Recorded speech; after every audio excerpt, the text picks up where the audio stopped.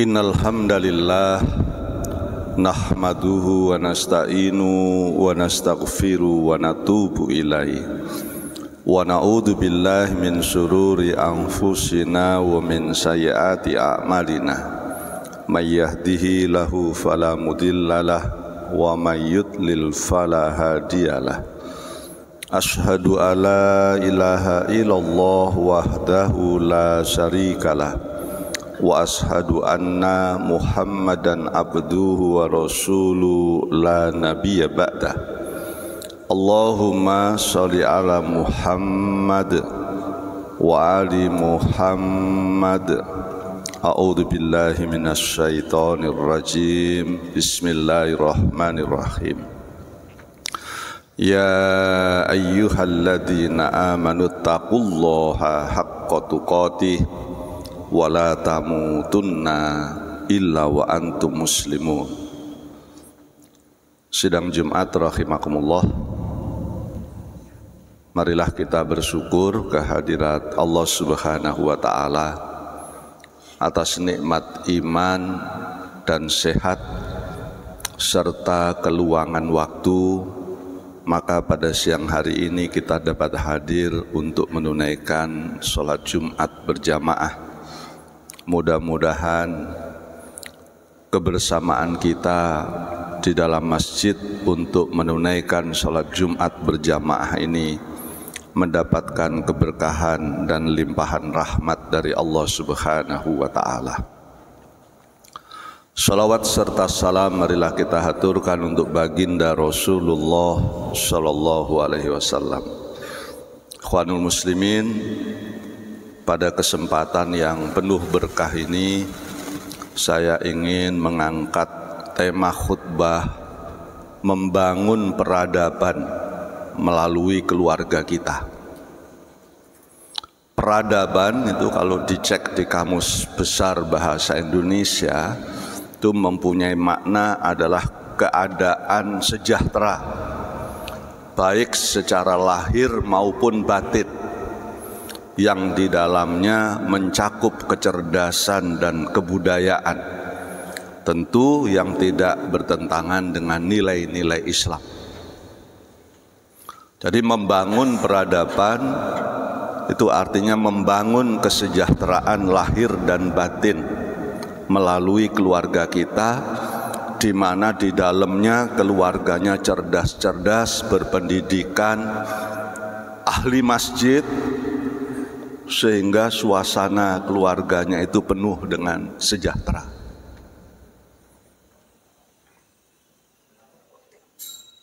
Allah Subhanahu wa ta'ala memberikan dua amanah kepada kita para orang tua.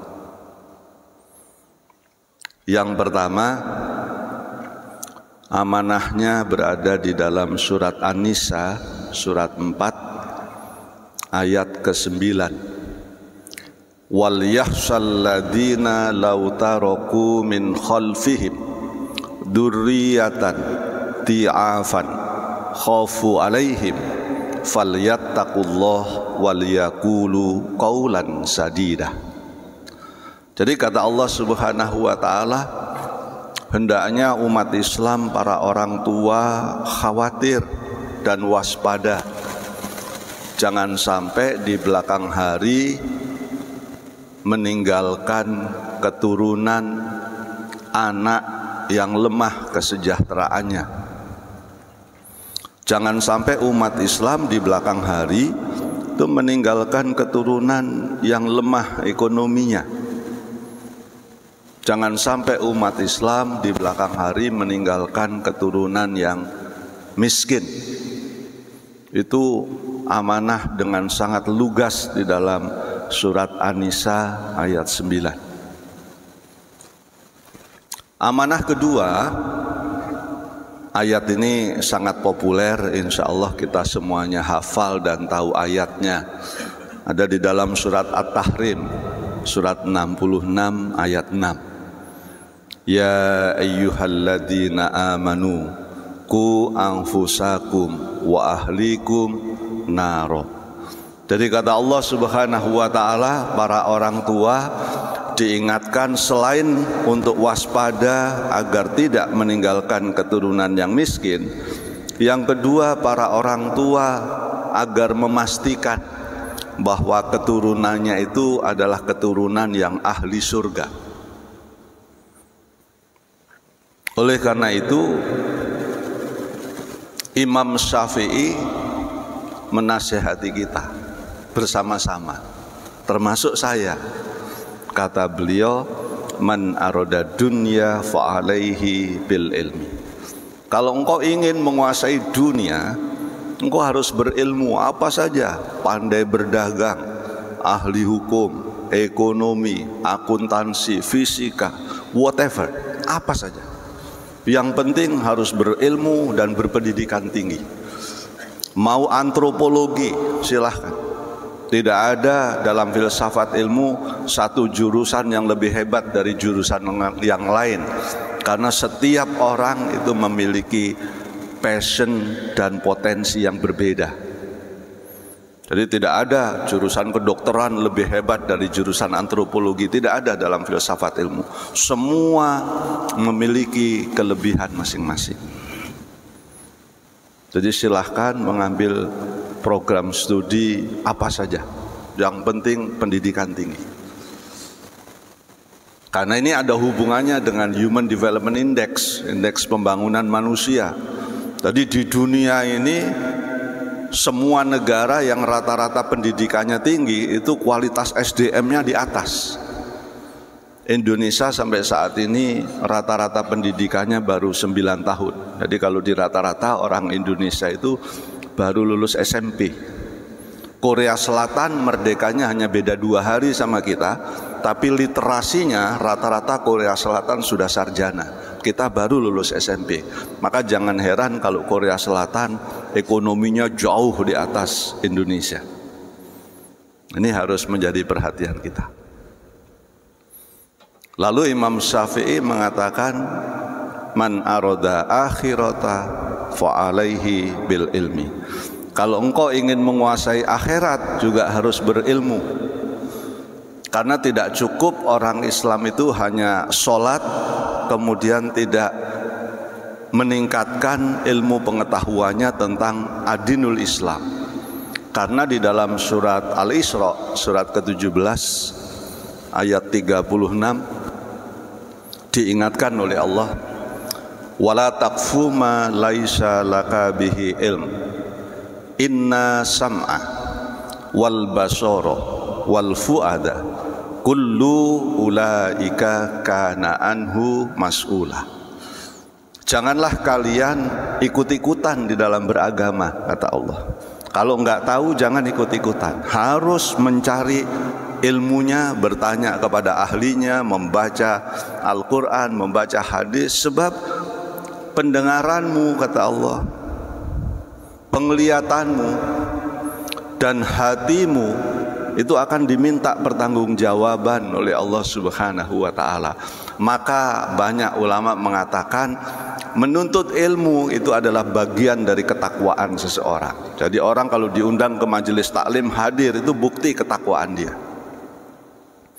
Menyampaikan ilmu bagian dari ibadah, dan mengulang-ulang ilmu yang kita dapatkan itu bagian dari berzikir kepada Allah. Jadi berzikir tidak harus subhanallah walhamdulillah, tapi belajar itu bagian dari berzikir. Maka orang Islam yang rajin belajar itu artinya dia rajin berzikir. Ini penting untuk kita pahami. Nah, kalau kita punya keturunan yang kita fasilitasi pendidikan dunianya dan akhiratnya, maka insya Allah kita sudah merespon surat Al-Qasas surat ke-28 ayat ke-77. Wabtaghi fima ataqallahu darul akhirah. Carilah olehmu, kata Allah, keselamatan untuk negeri akhirat. Walatansa nasibaka minad dunya. Tapi jangan karena bercita-cita masuk surga sampai engkau abai terhadap kebahagiaan dunia. Tidak dibenarkan. Jadi umat Islam itu disuruh ngaji yang giat, sholatnya bagus, baca Qur'annya tidak pernah berhenti, bersodakohnya tidak pernah berhenti. Tapi Allah bilang wala tansa nasibaka minad dunya. Jangan sampai karena cita-cita masuk surga itu membuat engkau lupa terhadap kesenangan di dunia. Karena kita punya kewajiban mengantar anak keturunan kita.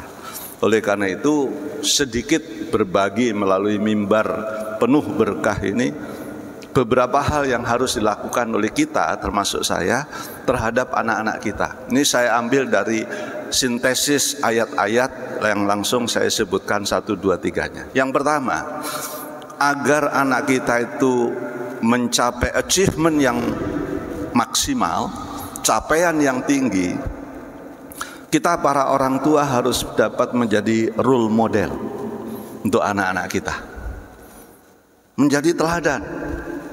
Dan ini ada di surat As-Saffat, surat 37 ayat 102. Sekaligus di dalam ayat itu komunikasinya para orang tua dengan anaknya harus bagus. Itu banyak orang tua yang tidak bagus komunikasinya dengan anak-anak. Entah karena keterbatasan waktu, entah karena otoriter di dalam mendidik anak, sehingga komunikasinya tidak bagus. Tapi Nabi Ibrahim alaihissalam di dalam surat As-Saffat ayat 102, waktu mendapat perintah menyembelih Ismail, Nabi Ismail masih usia belasan tahun dipanggil. Ismail, bapak ini mimpi nyembelih kamu, menurut kamu gimana?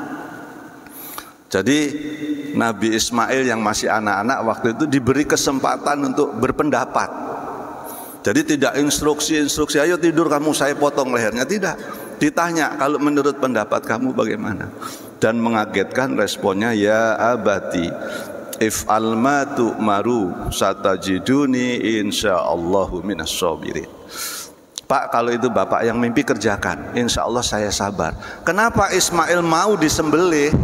Karena role modelnya Nabi Ibrahim adalah Nabi yang hanif, Nabi yang akhlaknya lurus, di depan anaknya nggak pernah cacat, maka disembelih pun anaknya ikut. Bayangkan kita nyuruh anak sholat subuh di masjid tidak diikuti karena role modelnya mungkin kurang kuat. Anak disuruh belajar nggak bisa yang optimal ikhtiarnya, maka hasilnya tidak maksimal karena role modelnya bapak ibunya nggak pernah baca buku di samping anaknya dari kecil. Itu contoh-contoh sederhana. Yang ketiga, kita harus memastikan para orang tua termasuk saya memberikan halalan thayyibah kepada anak-anak kita. Karena dalilnya jelas, Al-Baqarah 168. Ya ayyuhan nasu kulu mimma fil ardi halalan thayyibah wala tattabi'u khutuwatis syaiton innahu lakum aduwwum mubin. Pastikan kita pulang tidak pernah membawa rezeki hasil memalsukan tanda tangan, tidak pernah pulang membawa rezeki hasil membuat laporan palsu, apalagi sampai merugikan rakyat yang jumlahnya luar biasa, korupsinya triliunan, asuransi di mana-mana, BUMN korupsi, kementerian korupsi, pulang bawa rezeki yang tidak halal. Jangan harap peradaban akan terbangun dari negeri kita. Apalagi yang harus dilakukan oleh orang tua? Mengenali potensi anaknya dari kecil. Banyak orang tua menyuruh anaknya kuliah itu karena yang ingin bangga orang tuanya, dan itu kasus mahasiswa saya di Universitas Indonesia, di UNJ, banyak masuk jurusan tertentu karena yang ingin jadi arsitek orang tuanya, bukan anaknya. Yang ingin jadi dokter orang tuanya, bukan anaknya. Akibatnya 10 tahun nggak lulus kuliah kedokteran. Sudah berapa tahun nggak lulus dari arsitektur karena yang ingin orang tuanya. Padahal anaknya ingin jadi pemusik, ingin jadi antropolog, ingin jadi psikolog, tapi orang tuanya menginginkan jadi insinyur. Tidak mengenali potensi anaknya dengan baik. Kemudian yang berikutnya memberikan fasilitas terbaik. Hasil riset di dalam buku Educational Psychology yang dikutip dalam bahasa Inggris, Parents Involvement in Education Contribute to Children's Success. Keterlibatan orang tua dalam pendidikan itu berkontribusi besar terhadap pendidikan anak-anak. Kalau anak itu belajar di ruang yang nyaman, sejuk, itu akan lebih tahan lama dibanding orang belajar di ruang yang panas. Kalau anak itu membaca di bawah sorotan lampu yang cahayanya cukup, itu hasilnya akan lebih baik daripada anak yang belajar menggunakan lampu teplok. Anak yang belajar dengan referensi yang banyak di rumahnya, dengan satu referensi hasilnya akan beda. Meskipun ada karena karunia Allah dengan segala keterbatasan, anak itu bisa berhasil. Ini karena karunia Allah. Tapi secara riset ilmiah, fasilitas terbaik itu memungkinkan anak mencapai achievement yang paling maksimal. Mudah-mudahan khutbah singkat ini bermanfaat untuk kita sekalian. Barakallahu li wa lakum fil Qur'anil azim wa nafa'ani wa iyyakum bima fihi minal ayati wa dzikril hakim wa taqabbala minni wa minkum tilawatahu innahu huwal ghafurur rahim.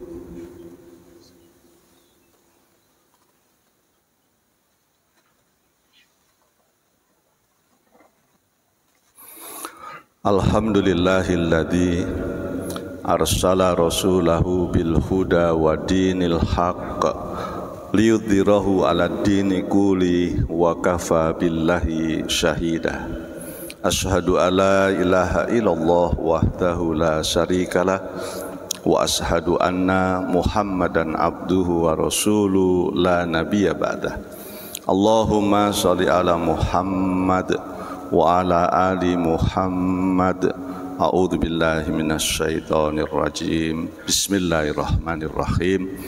Ya ayyuhalladzina amanu taqullaha wal tanzur nafsum ma qaddamat liqad wattaqullaha innallaha khabirum bima ta'malun.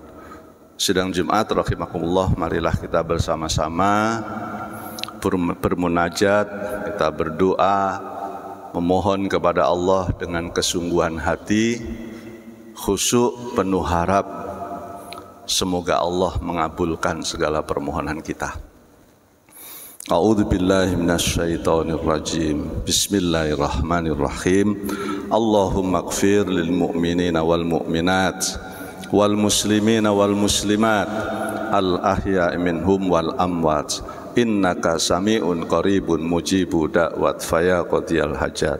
Rabbana dhalamna anfusana wa illam taghfir lana wa tarhamna lanakunanna minal khasirin. Rabbana la tuzigh qulubana ba'da idh hadaitana wa hab lana min ladunka rahmatan innaka antal wahhab. Allahumma ighfir lana wa liwalidina warhamhuma kama rabbayana shighara. Rabbana hab lana min azwajina wa dhurriyyatina qurrata a'yun waj'alna lil muttaqina imama. Rabbana atina min ladunka rahmah wa hayyi' lana min amrina rasyada. Rabbana atina fid dunya hasanah wa fil akhirati hasanah wa qina adzabannar. Rabbana taqabbal minna innaka antas samiul alim wa tub alaina innaka antat tawwabur rahim. Subhana rabbika rabbil izzati amma yasifun wassalamun alal mursalin walhamdulillahi rabbil alamin. Wala dzikrullahi akbar wallahu ya'lamu ma tasna'un.